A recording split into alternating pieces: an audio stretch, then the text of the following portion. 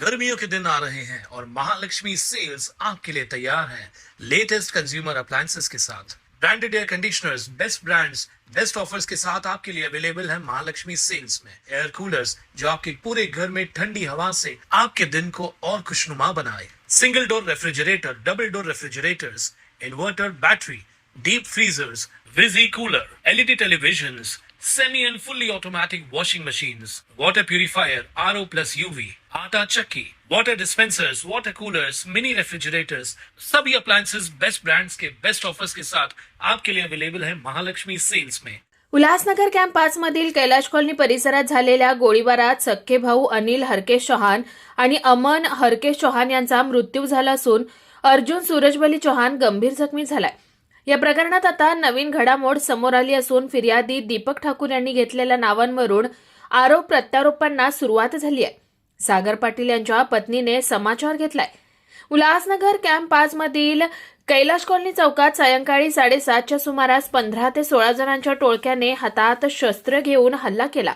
बलवीर बिराजदार, शेखर बिराजदार, अजय राव, अजित शेख, अदालत खान यांना गुन्ह्यात आरोपी करण्यात आलाय। मात्र गंभीर जखमी अर्जुन चौहान यांची प्रकृती चिंताजनक असल्यानं त्याला पुढील उपचारासाठी खासगी रुग्णालयात दाखल करण्यात आलं।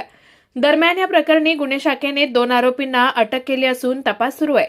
असं असतानाच फिर्यादी दीपक ठाकूर यांनी थेट भाजप नगरसेवक प्रधान पाटील यांनी तडीपारी भोगत असलेला गुंड सागर पाटील यांचं नाव षडयंत्रकारी म्हणून घेतल्यानं या प्रकरणाला वेगळं वळण मिळालंय।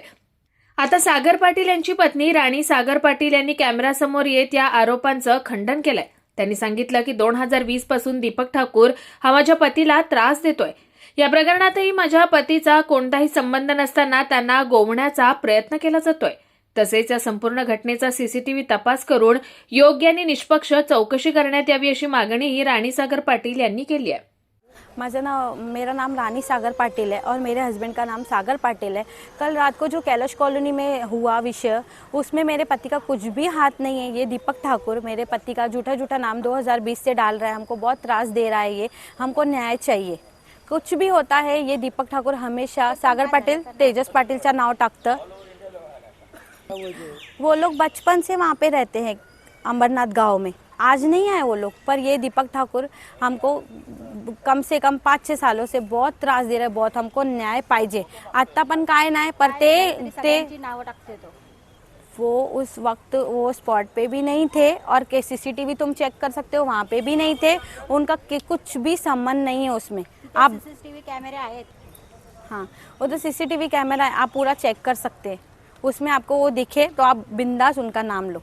1 महीना पहले भी जो मैटर हुआ ना, सागर पाटिल ने फ़ोन पे इतना ही बोला कि तुम लोग को जो भी है ना, तुम लोग जिनके साथ में हुआ है उनका लो नाम, हमारा नाम मत लो। मतलब सागर पाटिल ने बोला मेरा नाम मत लो, तुम्हारा जिनके साथ में भी हुआ है तुम लोग उनके साथ में करो। अगर इतना ही है तो मैं आऊँगा, तुम आओ सामने सामने जो भी है करते बात, ऐसे बोला।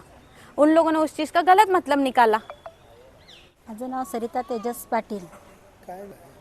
काल रात्री जे कैलाश कॉलनीमध्ये मॅटर झाला त्याच्यामध्ये माझे पती तेजस पाटील व सागर पाटील दीर यांचा काहीच हात नाही आहे।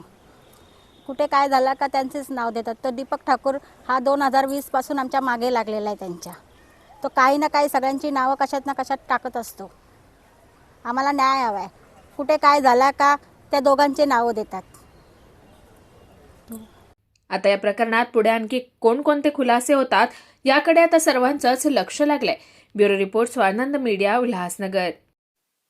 ताज्या घडामोडींसाठी स्वानंद न्यूजला सबस्क्राईब करा आणि बेल आयकॉनवर क्लिक करा।